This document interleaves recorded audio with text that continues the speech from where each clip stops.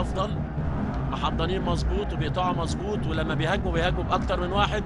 وهجمه وحمدي اوبا، هدف هدف هدف.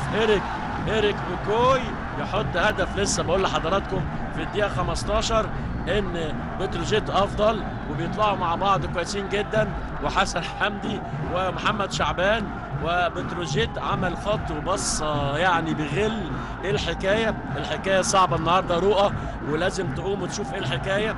في الدقيقه 15 ايريك بيكوي اهو يحط هدف.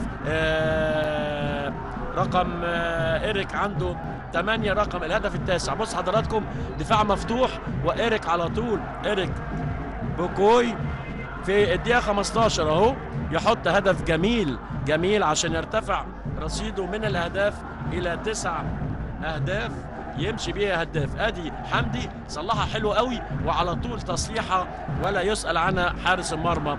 9 اهداف لايريك بوكوي و1-0 لبتروجيت في الدقيقة 15. وهنشوف بقى فاروق جعفر عاوز يظبط